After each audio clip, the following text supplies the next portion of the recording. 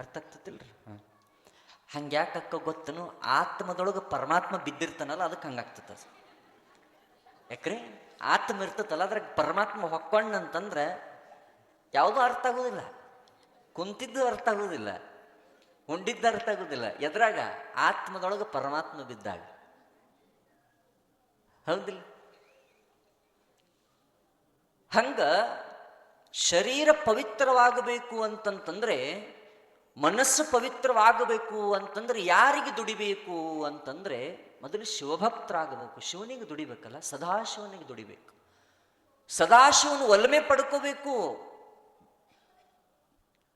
ಸದಾಶಿವನು ಒಲ್ಮೆ ಪಡ್ಕೋಬೇಕಲ್ಲ. ಹೆಂಗೆ ಒಲ್ಮೆ ಪಡ್ಕೋಬೇಕು? ವಿಶಾಲ ಮತಿಗಳು ಹೆಂಗಾಗ್ತವು? ಪವಿತ್ರವಾಗಿರ್ತಕ್ಕಂಥ ಬುದ್ಧಿ, ಅರಿವು ಅದು ಹೆಂಗ ಬರ್ತದ ಅಂತಂದ್ರೆ ಸುಮ್ಮನೆ ಕೂತ್ಕೊಂಡ್ರೆ ಬರುದಲ್ಲ. ಸುಮ್ಮನೆ ಕೂತ್ಕೊಂಡ್ರೆ ವಿಶಾಲ ಮತಿಗಳಾಗಲಿಕ್ಕೆ ಸಾಧ್ಯ ಇಲ್ಲ. ಸದಾಶಿವನಿಗಾಗಿ ದುಡಿ, ಸದಾಶಿವನಿಗಾಗಿ ದುಡಿಬೇಕು. ಅಂದ್ರೆ ವಿಶಾಲ ಮತಿಗಳಾಗಲಿಕ್ಕೆ ಸಾಧ್ಯ ಆಗ್ತದೆ. ಇಲ್ಲಂತಂದ್ರೆ ಆಗ್ಲಿಕ್ಕೆ ಸಾಧ್ಯ ಆಗೋದಿಲ್ಲ. ಸತ್ಸಂಗ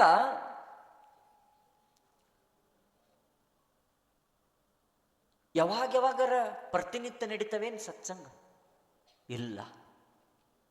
ಅದರದೇ ಆಗಿರ್ತಕ್ಕಂತಹ ಈ ಜಾತ್ರಿ, ತೇರು, ಪಲ್ಲಕ್ಕಿ, ಸತ್ಸಂಗ, ಸದ್ಗೋಷ್ಠಿ ಇವೆಲ್ಲ ಯಾಕೆ ನಮಗೆ ಮಾಡಿಟ್ಟಾರ ಅಂತಂದ್ರೆ, ಹಿರಿಯರ ಕಾಲಕ್ಕೆ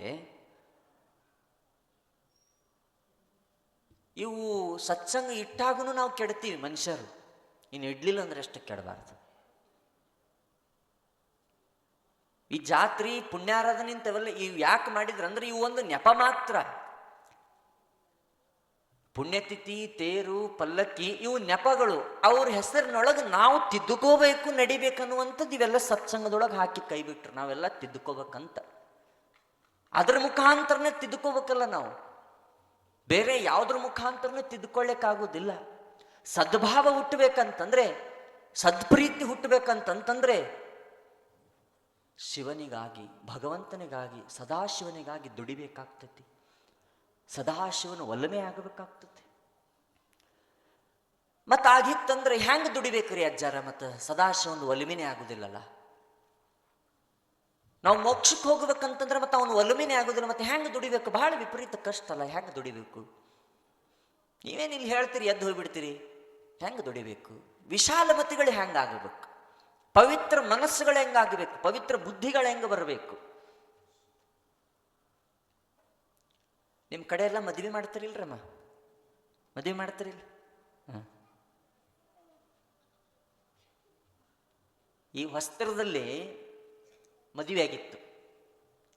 ಹೊಸಾದ ಮದುವೆ ಅಂತಾರಲ್ರಿ, ಹಂಗೆ ಮದುವೆ ಆಗಿತ್ತು. ಈಗ ನಿಮ್ಮ ಕಡೆ ಏನು ಪದ್ಧತಿ ಇರ್ತಾವ ನಮಗೆ ಗೊತ್ತಿಲ್ಲ. ಮದುವೆ ಅದಕ್ಕೂ ದೇವ್ರಿಗೆ ಕಳಿಸ್ತಾರೆ, ಗೊತ್ತೈತ್ರಿವ? ನಿಮ್ಮ ಕಡೆ ಕಳಿಸ್ತಾರ ಹಂಗ? ಯಾಕ್ರಿಪ್ಪ ಕಳಿಸ್ತಾರ್ರಿ? ಮದುವೆ ಅದಕ್ಕೂ ದೇವ್ರಿಗೆ ಕಳಿಸ್ತಾರೆ. ಸ್ವಲ್ಪ ಆಶೀರ್ವಾದ ತೊಗೊಂಬರ್ರಿ, ಇಬ್ರು ಜಗಳ ಆಡಬೇಡ್ರಿ ಅಂತಂದು ಕಳಿಸ್ತಾರೆ. ಹೌದ್ರಿ? ಈಗಿಲ್ ಬಿಡ್ರಿ, ಈಗೇನೇನೇ ಇಲ್ಲ. ಅವು ಅಡ್ಡ ಜೋಡ್ ಮಾಡಿ ಕಳಿಸಿಬಿಡ್ತಾರೆ. ಅವಾಗೆಲ್ಲ ಒಂದೊಂದು ಟ್ರ್ಯಾಕ್ಸ್ ಮಂದಿ ಹೊಕ್ಕಿದ್ರು. ಗಂಡನ ಬೀಗರು, ಹೆಣ್ಣಿನ ಬೀಗರು ಹೋಗಿ ದೇವ್ರ ದರ್ಶನ ತಗೊಂಡು ಅಭಿಷೇಕ ಮಾಡಿ ಕಾಯಿ ಕರ್ಪೂರ ಮಾಡಿ ಹಣಕಾಯಿ ಇಟ್ಟು ಬರ್ತಿದ್ರು. ಒಂದು ವಾರ ತಗೊಂತಿದ್ರು ಅವಾಗ ಹೋಗ್ಲಿಕ್ಕೆ. ಏನು ಒಂದು ವಾರ ತಗೊಂತಿದ್ರು. ಈಗ ಐತಲ್ಲ, ಈಗ ಒಂದು ವಾರ ಇಲ್ಲ, ಏನಿಲ್ಲ. ಅವು ಅಡ್ಡಕ್ಕೆ ಜೋಡು ಮಾಡಿ ಕಳಿಸ್ತಾರೆ. ಅದು ಏನಿಲ್ಲರಿ, ಬೈಕಿನ ಕೊಟ್ಟು ಕಳಿಸ್ಬಿಡ್ತಾರೆ. ಹೋರಿ, ಮುಂಜಾನೆ ಹೋರಿ, ಸಂಜೆಗೆ ಬರ್ರಿ. ಹಿಂಗ ಹೊಸ ಥರದಲ್ಲಿ ಮದುವೆ ಆಗಿತ್ತು. ವಿಶಾಲ ಮತಿಗಳು ಹೆಂಗೆ ಹಾಕಬೇಕಂತ ಹೇಳಕತ್ತೀನಿ ನಿಮಗನ. ವಿಶಾಲ ಮತಿಗಳು ಅವು ಯಾವಾಗ ಆಗ್ತಾವು? ಪವಿತ್ರ ಬುದ್ಧಿ ಯಾವಾಗ ಬರ್ತೈತಂತ, ಶಾಂತ ಸ್ವಭಾವ ಯಾವಾಗ ಬರ್ತದಂತ ಹೇಳಕತ್ತೀನಿ ನಿಮಗೆ. ಆ ಮದುವೆ ಆಗಿತ್ತಲ್ಲ, ಅವ್ರ ಮನ್ಯಾಗ ಅಂದ್ರು, ಹೆಂಡತಿನ ಕರ್ಕೊಂಡು ಒಂದು ಸ್ವಲ್ಪ ಏನರ ಸುತ್ತಾಡಿ ದೇವಸ್ಥಾನ ಸುತ್ತಾಡ್ಕೊಂಬಾ ಅಂತ ಮನ್ಯಾಗ ಅಂದ್ರು. ಇವಾಗ ಕರ್ಕೊಂಡು ಹೊಂಟ. ಅವ ಎಂಥವಿದ್ದಂದ್ರೆ ಎಲ್ಲಿ ಗುಡಿ ಕಾಣ್ತಾವ ಕೈ ಮುಗಿಯದ ಅವನ ಕೆಲಸ. ಅವನು ಭಕ್ತಿ ಎಲ್ಲೋ ಒಂದು ಹೊಳೆ ದಂಡಿಗೆ ಕಾಣ್ತಂದ್ರೆ ಕೈ ಮುಗಿಯದ. ಎಲ್ಲೋ ಹಿಂಗ ಬಸ್ ಸ್ಟ್ಯಾಂಡ್ ಕೊಂಡಿದ್ನೆ, ಎಲ್ಲೋ ರೋಡ್ ಬಾಜಕ್ಕೆ ಒಂದು ಗುಡಿ ಕಾಣ್ತಂಗೆ ಕೈ ಮುಗಿಯದ. ಒಮ್ಮೆ ಕೈ ಮುಗಿದಂದ್ರೆ ದಿಡ್ ತಾಸು ತನಕ ಕಣ್ ತೆರಿತಿದ್ದಿಲ್ಲ ಅಂತವ, ಅಷ್ಟು ಭಕ್ತಿ. ಕರ್ಕೊಂಡು ಹೋದ. ಅಲ್ಲಿ ಒಂದು ಹೊಳಿ ದಂಡಿಗೆ ಹೋಗಿದ್ದವ. ಹೊಳಿ ದಂಡಿಗೆ ಒಂದು ನಿಂಗ ಈ ಊರಿಂದು ನದಿ ತೋರಿಸ್ತೀನಿ, ಹೊಳಿ ತೋರಿಸ್ತೀನಿ ಅಂತ ಕರ್ಕೊಂಡು ಹೋದ. ಕರ್ಕೊಂಡು ಹೋದ ಮೇಲೆ ಹೊಳೆಗೆ ಏನಿರ್ತಾವ, ಹಡಗಿರತ್ತಾವಲ್ರಿ, ಹಡಗ ಏನಂತೀರಿ? ಬೋಟ್ ಅಂತೀರಿಲ್ಲ, ಬೋಟು ಹಡಗಂತೀರಿ. ಈ ಹಡಗನ್ಯಾಗ ಕುತ್ಕೊಂಡು ನಿನಗೆ ಈ ಹೊಳಿ ಸುತ್ತಮುತ್ತ ಏನೈತಿ ತೋರ್ಸ್ಕೊಂಬರ್ತೀನಿ, ಹತ್ತಂದಂತವ. ಅದ್ರಾಗ ಗಂಡ ಹತ್ತಿದ್ಲಕ್ಕಿ ಹೆಂಡತಿ ಕುತ್ಕೊಂಡ್ರು. ಕುತ್ಕೊಂಡ ಮೇಲೆ ಸ್ವಲ್ಪ ಅದು ಹಡಗ ಹಿಂಗ ಮುಂದಕ್ಕೆ ಹೋಗ್ತಾ ಹೋಗ್ತಾ ಅಲ್ಲಿ ಒಂದು ಹೊಳಿ ಪಕ್ಕಕ್ಕೆ ಒಂದು ಗುಡಿ ಕಂಡು ಬಿಡ್ತಾವ. ಅವಂಗ ಅವಾಗ ಕೈ ಮುಗಿದು ಬಿಟ್ಟನ್ರಲ್ಲಿ, ಶಿವ ಶಿವ ನೀನೇಪ್ಪ ನೀನೇಪ್ಪ ಅಂತ ಕೈ ಮುಗಿದು ಬಿಟ್ಟ. ಮೊದಲೇ ಭಕ್ತಿ ಭಾಳ ಅವಂಗ. ಕೈ ಮುಗಿದು ಹಂಗ ಮುಂದಕ್ಕೆ ಹೊಂಟದ ಹಡಗ. ಅಗಳಾಡಕ್ಕೆ ಚಲೋ ಮಾಡಿಬಿಡ್ತದೆ. ಅದೇನು ನೀರಿನ ಅಲೆಗಳು ಬಂದು ಅದು ಹಿಂಗೆ ಮ್ಯಾಗ ತೆಳಗಾಗ ಚಲೋ ಮಾಡಿಬಿಡ್ತು. ಈಕಿ ಕುಂತಿದ್ಲಲ್ಲ, ಅವ ಹೇಳವಲ್ಲ, ಅವಂಗ ದೂರದ ಗುಡಿ ಕಾಣಿತು, ಕೈ ಮುಗಿದು ಬಿಟ್ಟ. ಈಕಿನ ಕಡೆ ಲಕ್ಷಣೇ ಇಲ್ಲ. ಆಕಿ ಕೈ ಮುಟ್ತಾಳ, ತಲೆ ಮುಟ್ತಾಳ, ರೀ ಎದ್ದೇಳ್ರಿ ಅಂತಾಳ, ಇಲ್ಲ. ಅವ ಭಕ್ತಿಗೆ ಹೋಗಿಬಿಟ್ಟಾನ. ಗುಡಿ ಕಂಡು ಬಿಡ್ತು ಹೊಳಿದಂಡಿಗೆ, ಭಕ್ತಿಗೆ ಹೋಗಿಬಿಟ್ಟಾನ. ಈಕಿ ಕೈ ಅಳಗಾಡ್ತಾಳ, ಕಾಲು ಅಳಗಾಡ್ತಾಳ, ಕೇಳವಲ್ಲ. ಏನೇನು ಬಾಯಾಗ ಮಣ್ಣು ಹಾಕಲ್ಲ ಅಂತ ಸಾಯಿ ಬಡ್ಯಾಕ ಕರ್ಕೊಂಬಂದೆ ಹೆಂಗಿಲ್ಲ ಅಂತ ಆಕೆ ಅನ್ನಕತ್ತಾಳ. ಅವಂಗ ಅವ ಹೇಳಕ್ಕ ತಯಾರಿಲ್ಲ. ಮತ್ತು ಭಾಳ ಅಳಗ್ಯಾಡಕತ್ತಿರದು. ಇನ್ನೇನದು ಅಳಗ್ಯಾಡಿ ಹಿಂಗೆ ಡಬ್ಬು ಬಿದ್ದರೆ ಇಬ್ಬರು ಹೋಗೋರು ಅಲ್ಲೇ ಒಳಗ. ಪುಣ್ಯಕ್ಕೆ ನಿಧಾನ ಆಯ್ತದ ಹಡಗ.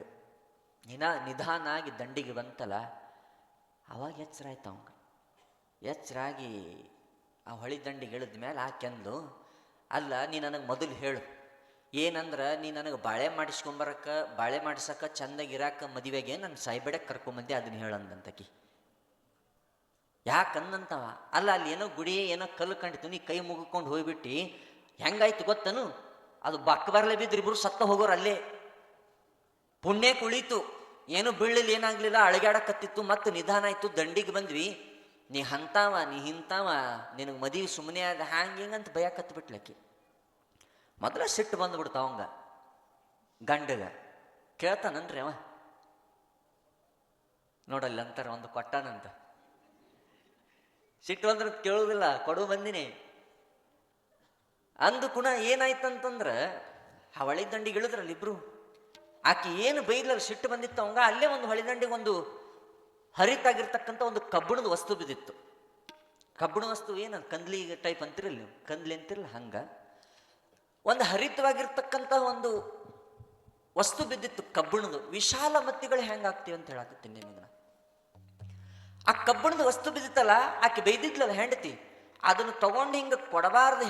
ಒಂದು ಕೊಟ್ರ ಗೋಣಿಗೆ ಅಂದ್ರೆ ಏನಂತೀರಿ, ಕುತ್ತಿಗೆ ಅಂತೀರಿ ನೀವು, ಒಂದು ಕೊಟ್ರದು ಚಂಡ ಉದುರಿ ಬಿದ್ದಿರಬೇಕು, ಅಷ್ಟು ಸಿಟ್ಟು ಬಂದಿತ್ತು ಅವಂಗ.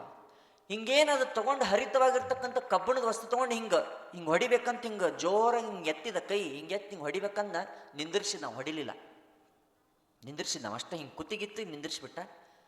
ಆಕಿ ಕೇಳ್ತಾನವ, ಅಲ್ಲ ನಿನಗೆ ಹೆದರಿಕೆ ಆಗಲಿಲ್ಲ ಅಂತಂದ.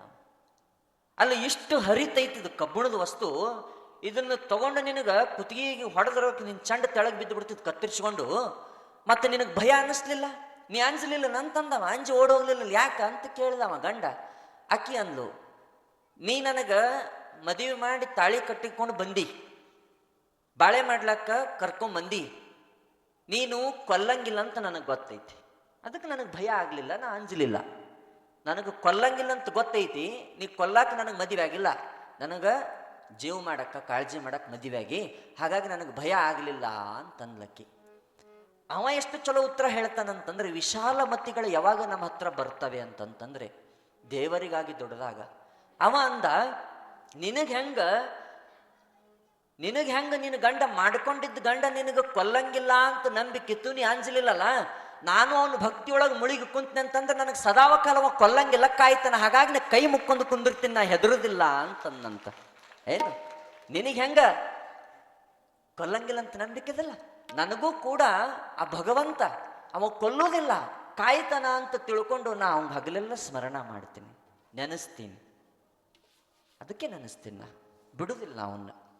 ಅಂತ ಗಂಡ ಅನ್ನಂತ ನಮ್ಮ ವಿಶಾಲ ಮತಿಗಳು ಯಾವಾಗ ಆಗ್ತವಂತಂದ್ರೆ ಭಗವಂತನಿಗಾಗಿ ದುಡಿದಾಗ, ಸದಾಶಿವನಿಗಾಗಿ ದುಡಿದಾಗ, ಸದಾ